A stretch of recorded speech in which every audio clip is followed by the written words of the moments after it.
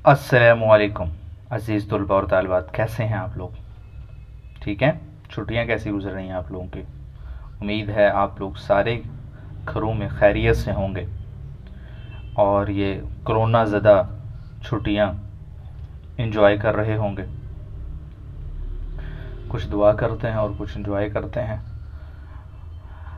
अच्छा जी, आज हम एक ऐसे ही इनऑर्गेनिक मिनरल का तज़किरा करने जा रहे हैं जो शायद सबसे वाफर मिकदार में पाया जाने वाला मिनरल है, और इस मिनरल को जब चाहें जहाँ चाहें इस्तेमाल कर लें। इस वजह से इस मिनरल के पॉजिटिव इस्तेमाल भी हैं, नेगेटिव इस्तेमाल भी हैं।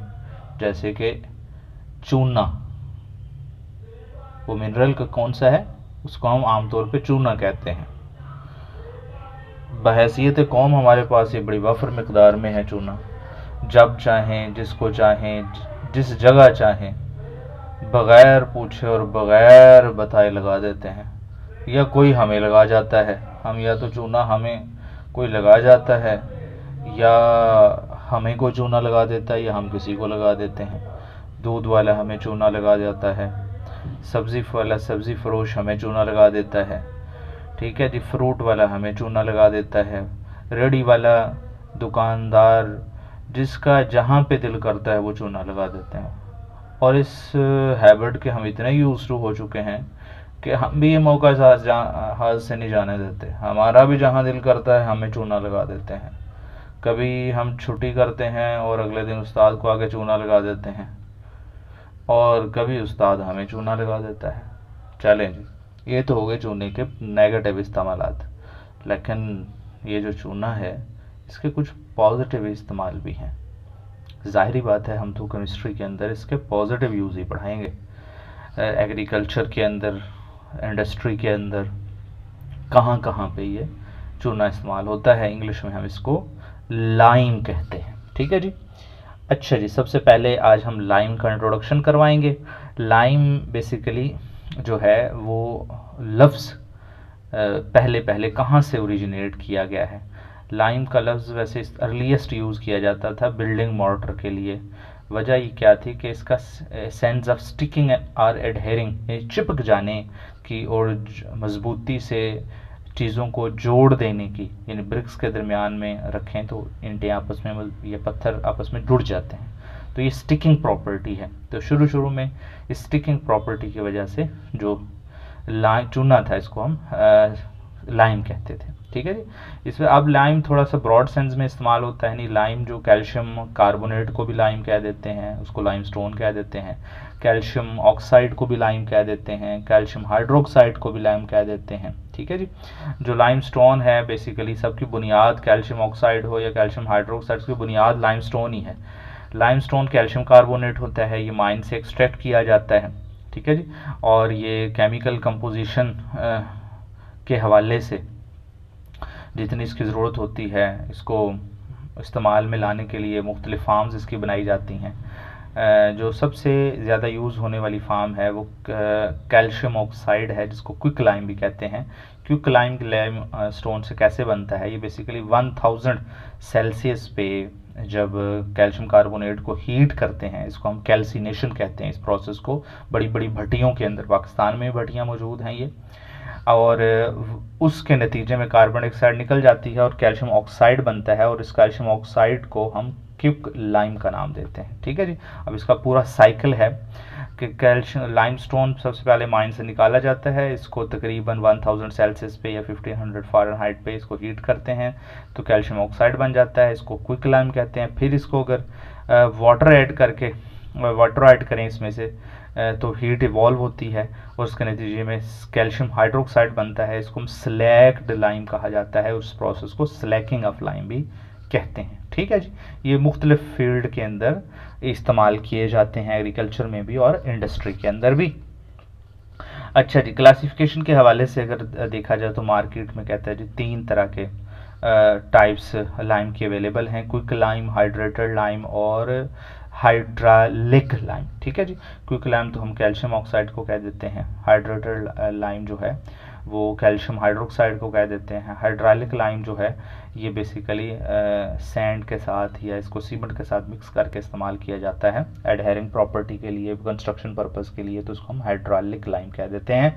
अच्छा जी, सबसे पहले हम इसका एग्रीकल्चर के अंदर यूज़ पढ़ लें कि एग्रीकल्चर में कहाँ इस्तेमाल होता है। एग्रीकल्चर के अंदर जो लाइम है उसको एग्रीकल्चर लाइम भी कहते हैं और एग लाइम भी कहते हैं, जी एग्रीकल्चर के लिए।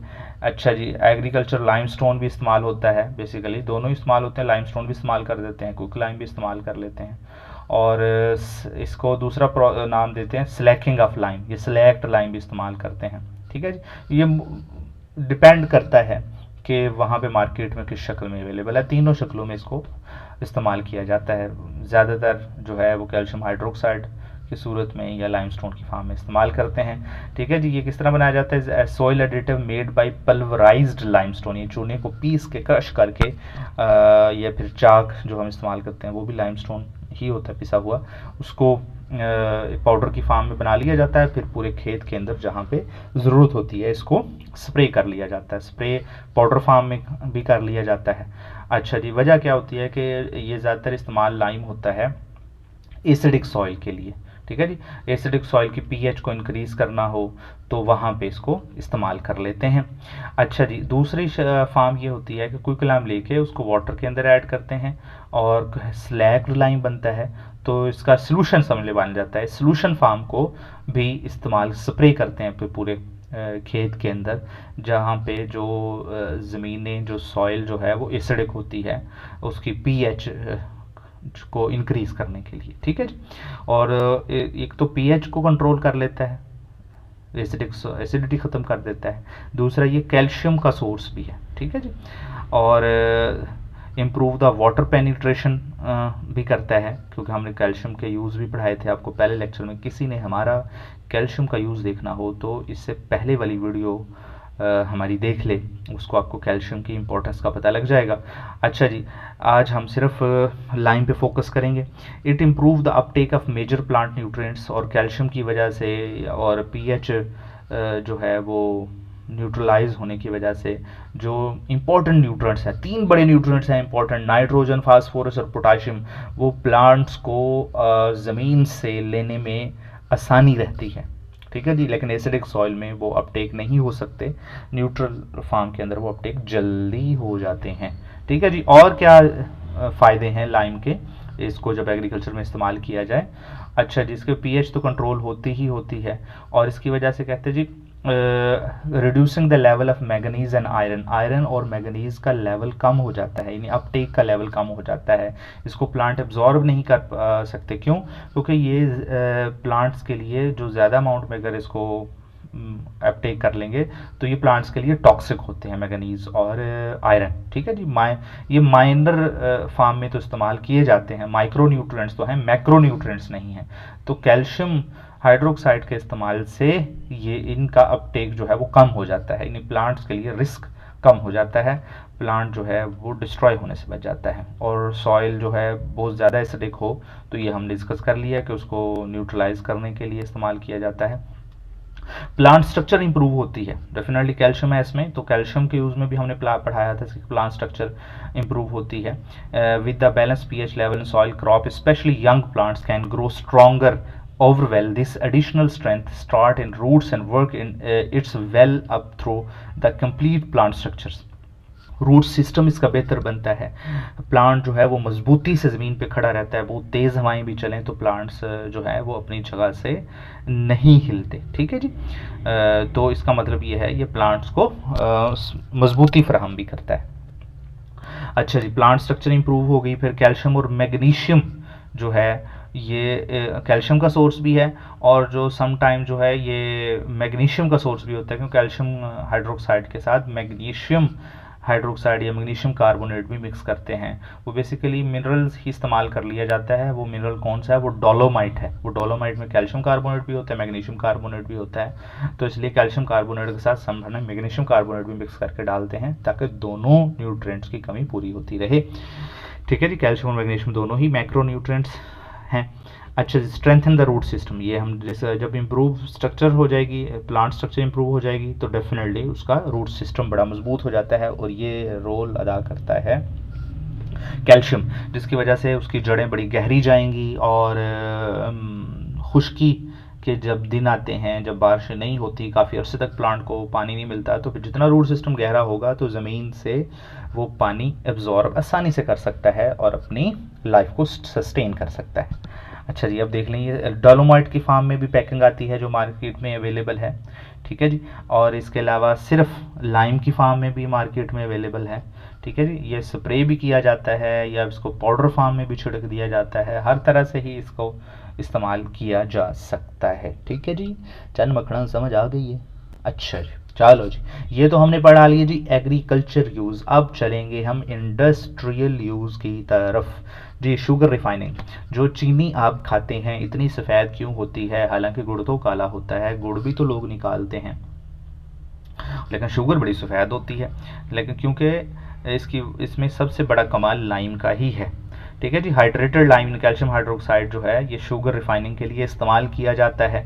वो शुगर किससे हासिल करते हैं, शुगर कैन से हासिल करते हैं, यानी गन्ने से या शुगर बीट से। हमारे यहाँ तो डेफिनेटली पाकिस्तान में सबसे ज़्यादा शुगर कैन ही इस्तेमाल होता है शुगर बनाने के लिए, ठीक है जी। अच्छा जी, ये शुगर को शुगर के अंदर जितनी इम्प्योरिटीज़ होती हैं, जब उसको रिफाइन किया जाता है उसको रिमूव करवाता है लाइम, ठीक है जी। सब इसका प्रोसेस क्या होता है, उस प्रोसेस ये होता है कि सबसे पहले शुगर बीट हो या शुगर कैन हो, उसका रा जूस निकाला जाता है, और रा जूस जो होता है उसकी पीएच लो होती है। अब इसमें लाइम ऐड करेंगे, लाइम दो काम करेगा, लाइम एक तो पीएच को इंक्रीज़ कर देगा, दूसरा उसके अंदर जो डिज़ोल्व इम्प्योरिटीज़ हैं उसको क्या करेगा, वो सेटल डाउन करवा देगा, या फिर वो क्या हो जाएंगी, ऊपर तैरने लगेंगी इम्प्योरिटीज़ जो हैं स्लैग की फॉर्म में, उसे उतार लिया जाता है। अब ये हाइड्रेटेड लाइम जो है एडिट किया जाता है जूस को, पीएच रेज हो जाती है, रिएक्ट विद इम्प्योरिटीज़ के साथ रिएक्ट करता है और इनसॉल्युबल कैल्शियम ऑर्गेनिक कंपाउंड बनाता है, और इनसॉल्युबल बना देगा, वो नीचे सेटल डाउन हो जाएंगे और उसको रिमूव किया जा सकता है। अब ये होता है कि एक्सेस में भी लाइम जाता है, वो एक्सेस लाइम को रिमूव करने के लिए शुगर इंडस्ट्री वाले फास्फोरिक एसिड का इस्तेमाल करते हैं, ताकि जो एक्सेस में लाइम चला गया है उसको न्यूट्रलाइज किया जा सके, ठीक है जी। इस तरह शुगर को रिफाइन किया जाता है और चिट्टी सफ़ेद चीनी आप खाती हैं। अच्छा जी, डायरी इंडस्ट्री में, डायरी प्रोडक्ट्स में इस्तेमाल होता है when cream is separated from whole milk, यानी जहाँ जो है वो डायरीज इंडस्ट्रीज़ हैं जहाँ मिल्क को प्रोसेस किया जाता है, जहाँ क्रीम अलग की जाती है, तो क्रीम बनाते हुए मिल्क से, तो फिर क्या ये बटर बनाते हैं, फिर उस क्रीम से लाइम वाटर इस्तेमाल करते हैं, उस क्रीम के अंदर ऐड करते हैं। इस वजह से एसिडिटी रिड्यूस हो जाती है, पास्चराइजेशन हो जाती है, वरना आपको पता है कि हम मिल्क में लैक्टिक एसिड होता है, वो समटाइम्स क्या होता है, वो एसिडिक होता है, जिसकी वजह से दूध जल्दी ख़राब होने का ख़तरा होता है, जो है क्रीम जो है वो ख़राब होने का ख़तरा होता है। तो इस वजह से उसको पास्चराइज करने के लिए, उसको न्यूट्रलाइज करने के लिए लाइम का इस्तेमाल किया जाता है, ठीक है जी। अच्छा जी, skimmed milk is next acidified to separate caseins. फिर इसके बाद जो है वो जब पास्चराइजेशन कर ली जाती है, एक तो क्रीम अलहदा कर लेते हैं, फिर इसके अलावा इसमें से कैसेंस, एक प्रोटीन्स होता है, मिल्क प्रोटीन उसे कहते हैं, वो भी अलहदा किया जाता है, और उस मिल्क प्रोटीन को, कैसेंस को लाइम के साथ मिक्स करते हैं और थोड़ा सा सोडियम फ्लोराइड भी ऐड कर देते हैं, कैल्शियम कैसिनेट बन जाता है। और इसके अलावा उस कैल्शियम कैसिनेट से क्या बनाते हैं, तो ग्लू बनाया जाता है, जेलेटिन और ग्लू बनते हैं। Fermentation of remaining skimmed milk, जो बाकी बच गया स्किम्ड मिल्क, उसमें जो वे होता है, उसका जो पानी होता है दूध का, उसमें भी कैल्शियम लाइम ऐड करते हैं, उसमें कैल्शियम लैक्टेट बन जाता है, और कैल्शियम लैक्टेट जो है वो मार्केट में मेडिसिनल पर्पज़ के लिए इस्तेमाल किया जाता है, ठीक है जी। अच्छा जी, ग्लू और जेलेटिन, अभी ऊपर बात कर दी हमने कि एक तो ग्लू इस्तेमाल बनाई जाती है मिल्क से, दूसरा है waste material from rendering plant, जो प्लांट जो हैं वो बचे कुछ प्लांट्स होते हैं, उनका मटेरियल भी इस्तेमाल करते हैं, उनको हम लाइम के साथ ट्रीट करते हैं, और प्रोसेस में क्या होता है कि वो प्रोसेस स्वेल्स द कोलाजेंस, वो जो कोलाजन जो होता है उसके अंदर, प्लांट्स के अंदर, वो स्वेल कर जाता है, thereby facilitating the subsequent hydrolysis, जिसकी हाइड्रोलाइसिस करवा ली जाती है, फिर इसके अंदर इसको वॉश करवाया जाता है, एक्स्ट्रा अमाउंट में जो लाइम होता है उसे निकाल दिया जाता है, और इसकी वजह से जो स्टॉक उनके पास आता है, वॉश स्टॉक आता है, वो उसको खुश्क करके उसमें गेलेटिन, जो ग्लू और जेलेटिन बनाते हैं। यानी कि जो पौधे डेड हो रहे होते हैं उनको भी इस्तेमाल में लाया जा सकता है किसी खूबसूरत तरीके में। इस तरह बेकिंग इंडस्ट्री में इस्तेमाल होता है। Preparation of common types of baking powder, mono calcium phosphate, lime is required for as a ingredients. Baking powder is made by reacting the pure phosphoric acid with the high calcium lime. ठीक है जी। जो आमतौर पे जो baking industry है, हम तो आमतौर पे बेकिंग पाउडर जो होता है उसमें इस्तेमाल कर लेते हैं सोडियम बाइकार्बोनेट, लेकिन एक बेकिंग इंडस्ट्री में ये भी इस्तेमाल होता है कि फास्फोरिक एसिड और कैल्शियम लाइम का कैल्शियम कार्बोनेट, कैल्शियम हाइड्रोक्साइड्स को ट्रीट करवाते हैं फास्फोरिक एसिड के साथ, जिसकी वजह से बेकिंग पाउडर बनता है, वो भी इस्तेमाल करवाया जाता है। फ्रूट और वेजिटेबल्स के अंदर कैसे इस्तेमाल करते हैं कि कंट्रोल्ड एटमॉस्फेरिक स्टोरेज, जो स्टोरेज होते हैं जब फ्रूट्स और वेजिटेबल को स्टोर करना होता है कुछ वक्त अरसे के लिए, तो वहाँ पे जो हाइड्रेटेड लाइम्स होते हैं उनके बैग्स बना के रख दिए जाते हैं। हाइड्रेटेड लाइम कैल्शियम हाइड्रोक्साइड जो है ये कार्बन डाइऑक्साइड एब्जॉर्बर के तौर पे काम करता है। ये आपने फर्स्ट ईयर के अंदर एलिमेंटल एनालिसिस में ही पढ़ा होगा। कैल्शियम हाइड्रोक्साइड जो है ये कार्बन डाइऑक्साइड एब्जॉर्बर के तौर पे काम कर रहा होता है। तो कार्बन डाइऑक्साइड जितनी भी उस रूम के अंदर एंटर होगी वो सारी की सारी कैल्शियम हाइड्रेटेड लाइम उसे एब्जॉर्ब करता जाएगा, और इसका फ़ायदा ये होता है कि वो जो वेजिटेबल और फ्रूट्स हैं वो फ्रेश रहते हैं। ठीक है, ख़राब नहीं होते, उनकी एक्सपॉइल नहीं होते। ठीक है जी। को location of hydrated lime storage room maintain the higher ratio of oxygen, क्योंकि वजह है कि जब कार्बन डाइऑक्साइड की एब्जॉर्ब होती रहेगी तो ऑक्सीजन वहाँ पे वाफर मिकदार में होगी। जब ऑक्सीजन वाफर मिकदार में होगी तो वहाँ वेजिटेबल और फ्रूट्स जो हैं वो काफ़ी पीरियड्स तक, काफ़ी लॉन्गर टाइम तक उन्हें स्टोर किया जा सकता है। अच्छा, एक बहुत बड़ा इस्तेमाल हो गया लाइम मोर्टर क्या होता है? लाइम मोर्टर ये होता है जी, इसके अंदर इसको बिल्डिंग कंस्ट्रक्शन पर्पज़ के लिए इस्तेमाल करना हो तो इसको हम लाइम मोर्टर कहते हैं। Lime mortar is primarily used in the conservation of building, originally build using lime mortar but may be used in alternative to original Portland cement. Cement के साथ भी मिक्स करके इस्तेमाल कर लेते हैं, पोर्टलैंड सीमेंट की जगह भी इस्तेमाल कर लेते हैं कि सीमेंट ना इस्तेमाल कर लें। आम जो सीमेंट होता है पोर्टलैंड सीमेंट ही होता है। लाइम मोर्टर ट्रेडिशनली पुराने वक्तों में भी इस्तेमाल किया जाता था। इसके अंदर जो है वो लाइम 1 रेशो में और सैंड 3 रेशो में मिक्स किया जाता है, और सबसे पहले ये होता है कि फिर पानी मिक्स कर लेते हैं। कैल्शियम ऑक्साइड और वाटर जो है वो सबसे पहले कैल्शियम हाइड्रोक्साइड बनाएगा, फिर इसके बाद कैल्शियम हाइड्रोक्साइड जो है SiO2 के साथ मिलकर कैल्शियम सिलिकेट बनाएगा। ये कैल्शियम सिलिकेट जो है ये बेसिकली एडहेरिंग पर्पज़ के लिए इस्तेमाल हो रहा होता है। ब्रिक्स के दरमियान में रखते हैं तो ईंटें आपस में जुड़ जाती हैं और मजबूती से उसको ब्रिक्स को या उन पत्थरों को होल्ड करके रखता है। ठीक है जी। और इसके अलावा जो कैल्शियम हाइड्रोक्साइड है ये एटमॉस्फेरिक में से जो कैल्शियम कार्बन डाइऑक्साइड आ रही होती है उसको उसके साथ रिएक्शन करके कैल्शियम कार्बोनेट भी बना लेता है। और कैल्शियम कार्बोनेट क्या है? बेसिकली ये इनसॉल्युबल होता है और क्रिस्टलाइज हो जाता है। तो इसका मतलब यह होता है कि लाइम मोर्टर जो है वो बेसिकली कार्बन डाइऑक्साइड को भी अपनी मजबूती के लिए, स्ट्रेंथन के लिए इस्तेमाल कर रहा होता है।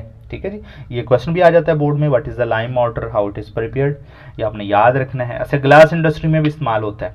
ग्लास इंडस्ट्री में sand, calcium carbonate, calcium oxide और सोडियम कार्बोनेट, ये 3 इंग्रेडिएंट्स होते हैं बेसिकली ग्लास बनाने के। उस ग्लास को हम सोडा ग्लास भी कह देते हैं समटाइम्स। ठीक है जी।